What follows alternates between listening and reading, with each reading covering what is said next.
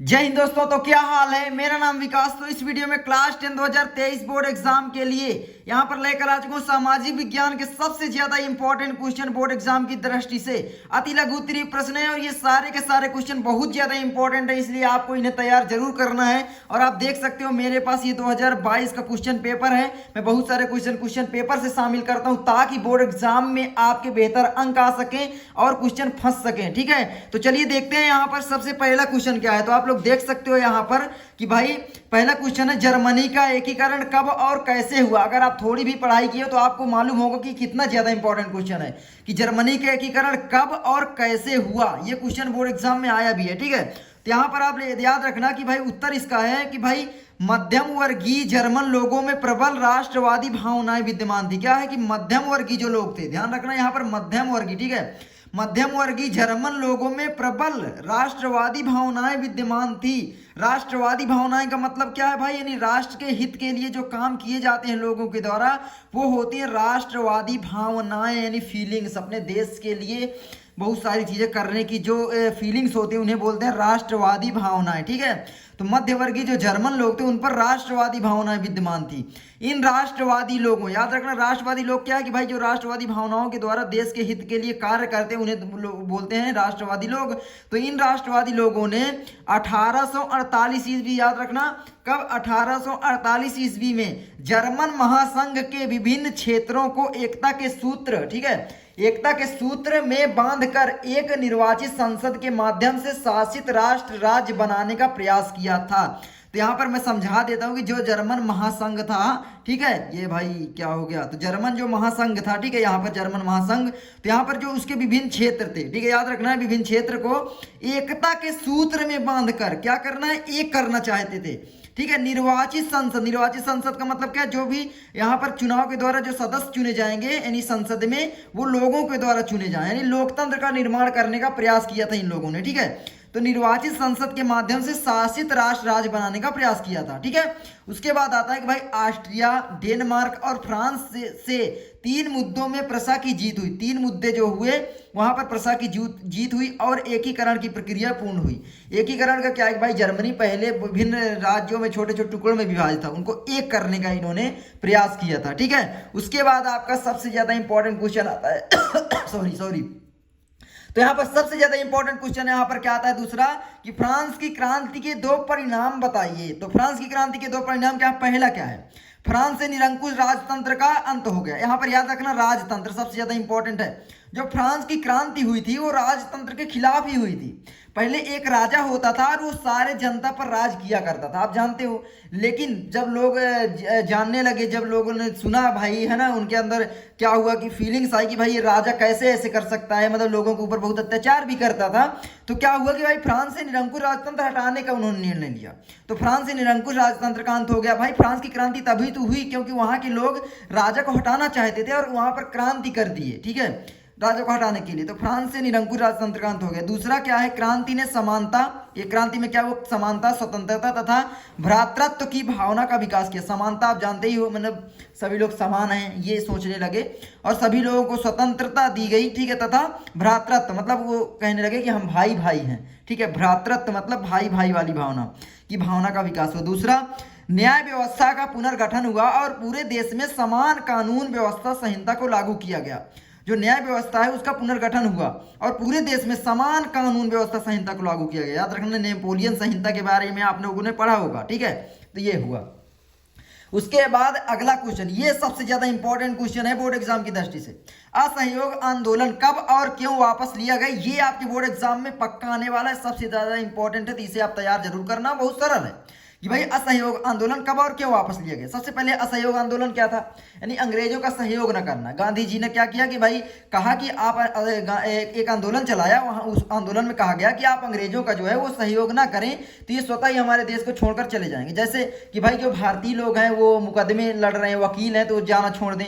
जो भी शिक्षक हैं अगर अंग्रेजों के स्कूल में पढ़ा रहे हैं तो छोड़ दें। और जो भी विद्यालय में विद्यार्थी जाते हैं वो वहां पर पढ़ाई करने ना जाएं, अंग्रेजी विद्यालय में, है ना, अंग्रेजों के विद्यालय में। तो ये यहाँ पर कहा गया, तो असहयोग आंदोलन हुआ। अब असहयोग आंदोलन कब और क्यों वापस लिया गया, तो याद रखना गांधी जी का असहयोग आंदोलन पूर्णतः अहिंसक था। क्या था, अहिंसक था, याद रखना। लेकिन देश में इसकी व्यापकता बढ़ने के साथ ही इसमें हिंसा की वृद्धि हुई, याद रखना।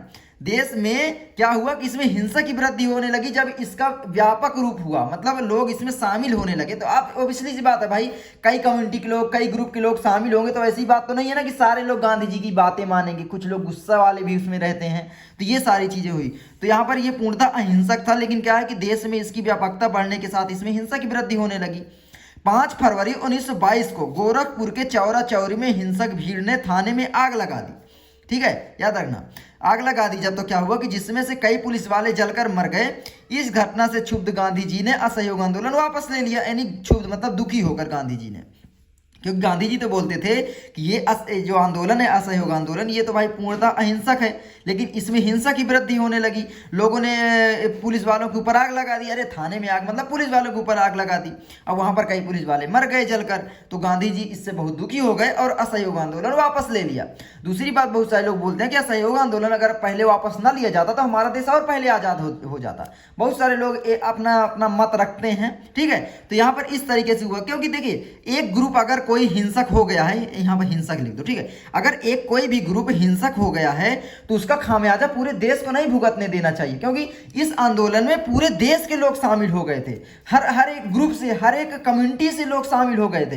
लेकिन गांधी जी ने कोई बात नहीं सुनी और उन्होंने पूरा आंदोलन वापस कर दिया, स्थगित कर दिया। तो अपने अपनी राय हैं, लेकिन ठीक है, अगर उस समय गांधी जी ने किया तो हो सकता है कोई कारण रहा होगा। तो ये सारी चीजें हैं। चलिए आगे बढ़ते हैं, ठीक है। तो आगे आपका क्या आता है, देखिए आगे आपका क्वेश्चन आता है कि संसाधन नियोजन का क्या अर्थ है। संसाधन नियोजन के किन्हीं 2 स्तरों का उल्लेख कीजिए। ये भी बहुत ज्यादा इंपॉर्टेंट क्वेश्चन है। संसाधन नियोजन का मतलब क्या है? संसाधन क्या है?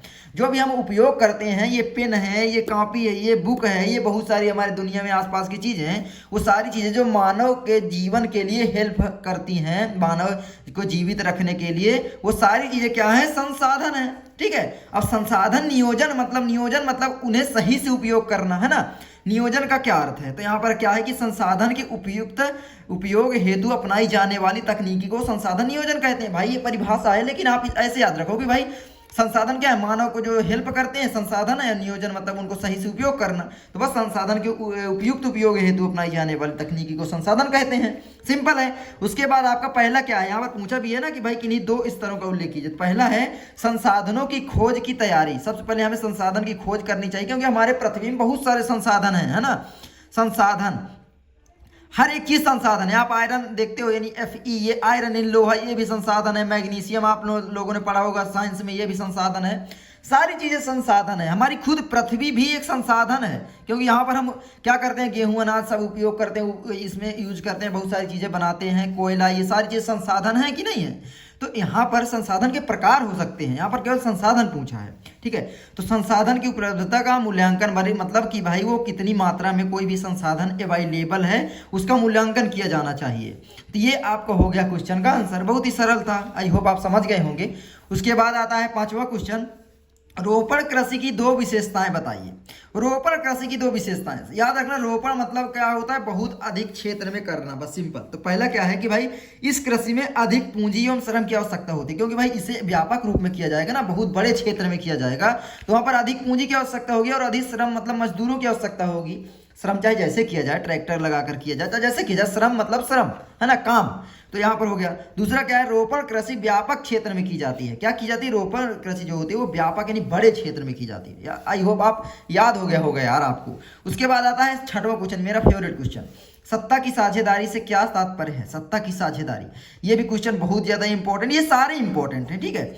और यहाँ पर क्या सत्ता की साझेदारी से तात्पर्य कि भाई किसी देश में शासन करने की शक्ति का समाज के अलग अलग समुदायों, वर्गों एवं लोगों में बंटवारा सत्ता साझेदारी कहलाता है। याद रखना कि कोई भी देश होता है, हमारे देश में ही अलग अलग समुदाय के लोग रहते हैं, अलग अलग वर्ग के लोग रहते हैं, है ना, अलग अलग धर्म के लोग रहते हैं। तो अगर किसी एक धर्म को ही शासन पर सम्मिलित किया जाए, जैसे मान लो पुलिस की भर्ती निकली, तो उसमें बोल दिया जाए केवल एक ही धर्म के लोग, कि भाई हिंदू ही शामिल होंगे या मुस्लिम ही होंगे या सिख ही होंगे, और कोई कम्युनिटी के लोग फॉर्म नहीं भर सकते। तो ऐसा नहीं हो सकता ना। तो भाई किसी भी देश में शासन करने के लिए जो शक्ति का बंटवारा किया जाता है, वो सभी धर्मों में, समुदायों में, वर्गों में बराबर किया जाता है, उसे बोलते हैं सत्ता की साझेदारी, है ना। तो ये आई होप आप समझ गए होंगे यार क्या मैं बोलना चाह रहा हूँ, ठीक है। हमारे देश में, जैसे मैंने बताया। उसके बाद आता है 7वां क्वेश्चन, पारिवारिक कानून से क्या समझते हैं।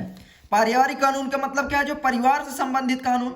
तो आप ऐसे भी लिख सकते हो कि परिवार से संबंधित कानून को पारिवारिक कानून कहते हैं, ठीक है, ऐसे लिख सकते हो। दूसरा, अब पारिवारिक कानून में क्या क्या आएंगे भाई? विवाह, तलाक, गोद लेना, है ना, और उत्तराधिकारी। उत्तराधिकारी जैसे जुड़े मामलों से संबंधित कानूनों को पारिवारिक कानून कहते हैं। याद रखना, उत्तराधिकारी का मतलब क्या है कि भाई जैसे आपके पिता की जायदाद है वो आपको मिलेगी कि नहीं मिलेगी, है ना। आपके जैसे अभी पिता हैं, आपके जो दादा परदादा थे उनका जो जायदाद थी वो आपके पिता को मिली। अब आपके पिता जब नहीं रहेंगे, मतलब बोले रहा हूँ, तब आपको मिलेगी। तो ये क्या है? यही तो है पारिवारिक कानून, ठीक है। तो भाई उत्तराधिकारी जैसे मामलों से संबंधित यहाँ पर क्या किया जाता है? पारिवारिक कानून होता है, ठीक है। उसके बाद है हमारे देश में सभी धर्मों के पारिवारिक कानून अलग अलग होते हैं। जो भी धर्म हैं अलग अलग हमारे देश में, आप जानते हो, उनके सभी जो पारिवारिक कानून है अलग अलग। जैसे आप ले लो तलाक, हिंदू में तलाक जल्दी नहीं होता है, आप देखोगे, है ना, होता है लेकिन देखो। और दूसरी बात, यहाँ पर विवाह, हिंदू में आप देखोगे केवल एक ही विवाह कर सकता है कोई भी व्यक्ति। और आप देखोगे मुस्लिम एक धर्म है, आप मान लो, मैं वैसे जाति पर विश्वास नहीं करता लेकिन यहाँ पर है तो बोल रहा हूँ, बता समझाने के लिए। तो वहाँ पर आप देखोगे कानून में ही है कि भाई एक व्यक्ति कई सारी शादी कर सकता है, आप जानते हो। उसके बाद आता है आगे 8वां क्वेश्चन है कि भाई लोकतंत्र के लिए जातिवाद घातक है, इसके 2 कारण है। कि जातिवाद का मतलब है, आप जानते हो, कोई जाति विशेष के लिए कोई भी कदम जब उठाया जाता है, जाति विशेष, है ना, जातिवाद उसी को कहते हैं। भाई किसी एक जाति को मतलब लाभ पहुंचाना, आप कह सकते हो, एक जाति के लोगों को सम्मिलित करना हर जगह, मतलब उनको ज्यादा वरीयता देना किसी एक जाति को, एक धर्म को, ठीक है। तो यहाँ पर क्या है? जातिवाद से विभिन्न नुकसान है, वो भी हमारे देश में भाई इतने जाति रहते हैं। अगर किसी एक जाति को मतलब दर्जा दिया जाएगा तो भाई देश में तो तहलका मच जाएगा, देश में क्रांतियां हो जाएंगी, खून खराबे हो जाएंगे। तो यहाँ पर पहला क्या है कि भाई जातिवाद समाज में असमानता को बढ़ाता है। जैसे जातिवाद आप देखोगे भाई किसी एक समाज के लोगों को ज़्यादा वहाँ पर वरीयता दी जाएगी तो असमानता को तो बढ़ाता ही है भाई, है ना। तो यहाँ पर ये नहीं होना चाहिए मेरे अनुसार। और दूसरा, मेरे अनुसार क्या, सभी के अनुसार, दूसरा क्या है? जातिवाद व्यवस्था वाले समाज में मतदान से चुनी हुई सरकार मूल्यों की बजाय जातिवाद का पक्ष पोषण करती है। जैसे हमारे देश में अभी आप देखोगे कि हिंदू मुस्लिम वाला मुद्दा हमेशा रहता है। चुनाव के आप जब देखोगे, आपको पानी मिल रहा है या नहीं इसका बात छोड़ दो, आपको कोई पुलिस प्रशासन सही से आपके काम कर रहा है इसका वो छोड़ दो, करप्शन के बारे में बात करना बंद कर दो। जितने भी लोग होते हैं आप देखोगे, ज़्यादातर नेताओं को आप देखोगे जाति पर भड़काने के लिए काम करेंगे, यानी जातिवाद का पक्ष पोषण करते हैं। कि कोई बोल देगा हम इस जाति के लोगों का ठेका लेकर बैठे हैं, मैं नाम नहीं लूंगा, मतलब बोल रहा हूँ, है ना। तो यहाँ पर ये हो जाता है, लोकतंत्र के लिए बहुत ही जातिवाद घातक है। और आप देख रहे हो अभी इस समय कितना हमारे देश में क्या क्या हो रहा है जाति के कारण। केवल पाकिस्तान को क्यों गरियाया जाता है? सारे लोग पाकिस्तान के हमसे नफरत नहीं करते और ना ही हम करते हैं। कुछ लोग हैं जो वहाँ आप कह लो नेता हैं और यहाँ के नेता हैं, दोनों आपस में एक दूसरे से लड़ते हैं और फिर अपना अपना फायदा लेकर निकल लेते हैं। ना तो उन्हें देश की चिंता, ना उन्हें किसी चीज़ की चिंता। आप समझ रहे हो मैं क्या करना चाह रहा हूँ? तो ये सारी चीज़ें होती हैं।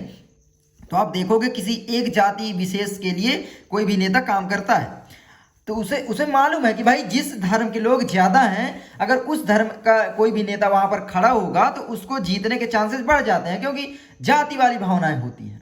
तो ये सारी चीज़ें हो जाती हैं।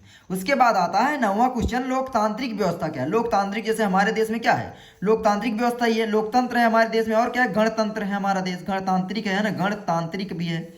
गणतांत्रिक मतलब एक संविधान से चलता है, यानी कानून है, संविधान मतलब कानून, एक कानून है जिस पर सारे लोग काम करते हैं और चलता है पूरा का पूरा देश, है ना। तो यहाँ पर क्या है? लोकतांत्रिक व्यवस्था क्या है कि भाई एक ऐसी व्यवस्था जिसके केंद्र में लोग को अर्थात लोगों के द्वारा बनाई गई सरकार जो हितों के लिए काम करेगी तथा लोगों की इच्छा तक ही बनी रहेगी, है ना। यही है लोकतांत्रिक सरकार। आप देखोगे हमारे देश में लोगों की इच्छा होती है कि भाई 5 साल के लिए एक सरकार बनाई जाती है, उसके बाद फिर सरकार बदल दी जाती है। जैसे लोग चाहेंगे तो दोबारा वो आएगी, नहीं आएगी। तो लोगों के द्वारा चुनी गई जो सरकार होती है वही होती है लोकतांत्रिक सरकार, और ये सरकार लोगों के हित के लिए काफ़ी हद तक काम करती है। अब वैसे तो आप कह लो कि जाति पर जो भी चुनाव हो जाते हैं, जाति के वादी मुद्दे पर कि भाई हम इस जाति को बढ़ावा देंगे, ये करेंगे, इस जाति के लिए ये करेंगे, तो फिर जो आपके एक्चुअल मुद्दे हैं उनसे भटका दिया जाता है। आप थोड़ा सोच अपनी बड़ी करो, ठीक है। तो आई होप आपको ये सारी चीज़ें समझ में आ गई होगी। और दूसरी बात, सामाजिक विज्ञान को कभी रटा नहीं जाता। आपको क्या करना है? केवल इसे पढ़ना है और अपने अनुसार अपने दिमाग से आंसर लिखने की कोशिश करनी है। तो चलो मैं मिलता हूँ आपसे अगली वीडियो में। जय हिंद, जय भारत।